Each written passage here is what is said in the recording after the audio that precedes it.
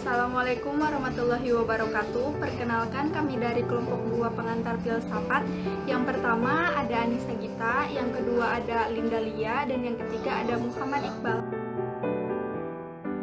Pada kesempatan pagi ini, kami akan mempresentasikan filsafat alam sebagai sifat etimologi kepada teman-teman semua. Semoga bermanfaat. Apa itu filsafat? Seperti yang kita ketahui, filsafat adalah ilmu yang menjelaskan tentang segala sesuatu secara rasional.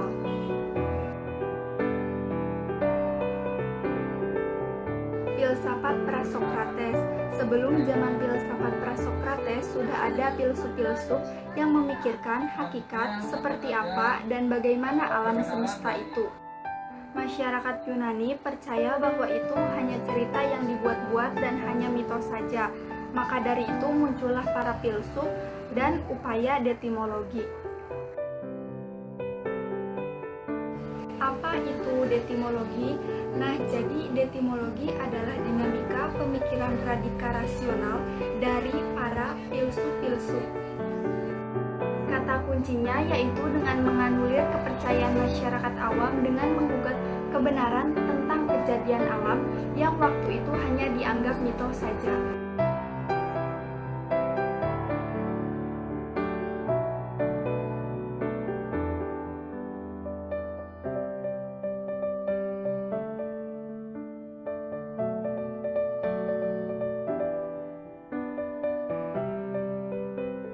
Yang pertama ada Thales, filsuf yang paling populer. Ia lahir di kota Miletos. Selain sebagai filsuf, ia juga seorang astronomi, ahli geometri, dan politik. Yang pertama, Thales berpendapat tentang air. Thales menyatakan bahwa air adalah prinsip dasar dari segala sesuatu. Alasannya karena semua bahan makanan dan makhluk hidup mengandung air, dan makhluk hidup juga memerlukan air untuk hidup. Thales juga berpendapat bahwa segala sesuatu di dunia ini memiliki jiwa, tidak hanya makhluk hidup. Inilah yang disebut haile-zoisme. Anaximandros, atau bisa disebut juga Anaximander. Ia merupakan murid dari Thales. Selain ahli astronomi, ia juga merupakan ahli geografi. Keahlian goanya ditandai dengan penetapan beliau sebagai orang pertama yang menemukan peta dunia dan juga menemukan jam matahari sederhana. Menurut dia, alam ini bukan terbentuk dari air, melainkan dari apeiron. Apeiron berasal dari bahasa Yunani. A itu tidak dan eras itu terbatas. Jadi apeiron ini merupakan suatu prinsip abstrak yang menjadi prinsip dasar sesuatu bersifat abadi, tak terubahkan dan meliputi segala sesuatu. Dari prinsip inilah segala sesuatu di alam jagat raya ini bersumber. Ia berpendapat bahwa proses terjadinya alam dari apeiron itu melalui proses antagonis di antara dua unsur yang berlawanan, yaitu panas dan dingin. Rinciannya yaitu unsur panas membalut unsur dingin sehingga unsur dingin terkandung di dalamnya. Dan unsur dingin itu terjadilah unsur cair dan unsur beku. Unsur beku inilah yang menjadi bumi. Dan juga api yang membalut unsur dingin itu kemudian terpecah. Nah, pecahannya itu kemudian terbentuklah menjadi matahari dan juga bintang-bintang.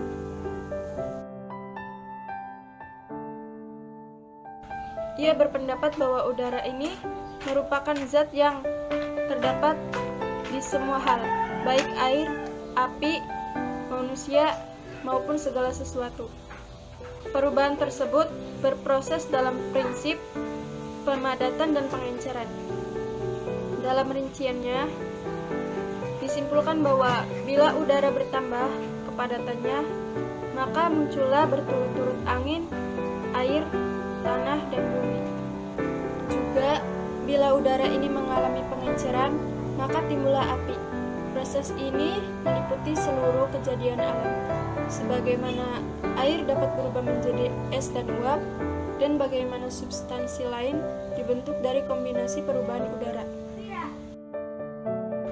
Ia berpendapat bahwa udara ini merupakan zat yang terdapat di semua hal, baik air, api, manusia, maupun segala sesuatu.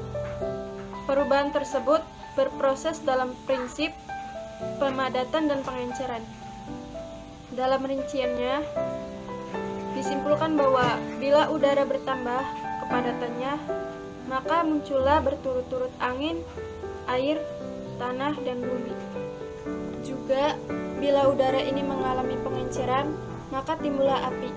Proses ini meliputi seluruh kejadian alam, sebagaimana air dapat berubah menjadi es dan uap, dan bagaimana substansi lain dibentuk dari kombinasi perubahan udara. Demokritos. Dulu ajaran Demokritos ini dilupakan orang, tetapi pada zaman modern pendapatnya dihidupkan kembali, karena ternyata pendapatnya berdasar kepada ilmu pengetahuan. Demokritos ini merupakan murid dari Leokitos. Dia berpendapat sama dengan gurunya bahwa alam ini terdiri dari atom-atom yang bergerak-gerak tanpa akhir, dan jumlahnya yang sangat banyak. Demokritos sependapat dengan Heraklitos bahwa anasir yang pertama adalah api. Api terdiri dari atom yang sangat halus, licin, dan gelap. Atom apilah yang menjadi dasar dalam segala yang hidup. Atom api adalah jiwa. Jiwa itu tersebar ke dalam seluruh tubuh kita yang menyebabkan badan kita bergerak. Pitagoras. Hidup di dunia menurut paham Pitagoras adalah persediaan buat akhir. Ada dua aliran yang berkembang dari pengikut Pitagoras, yaitu yang pertama, akusmatikoi, akusem, apa yang telah didengar atau peraturan. Dua, matematikoi atau matesis, tentang ilmu pengetahuan. 6. Heraklipas. Ia lahir di kota Apesos di Asia Minor.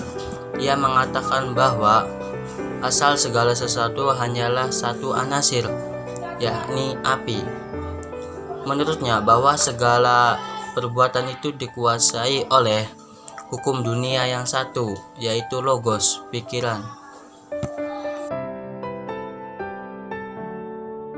Empedokles.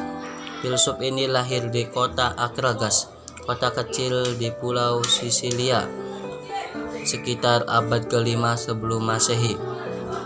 Berbeda dengan filsuf sebelumnya yang berpendapat bahwa alam memiliki satu unsur, maka Empedokles mengatakan terdiri dari 4 anasir, yaitu api, udara, tanah, dan air.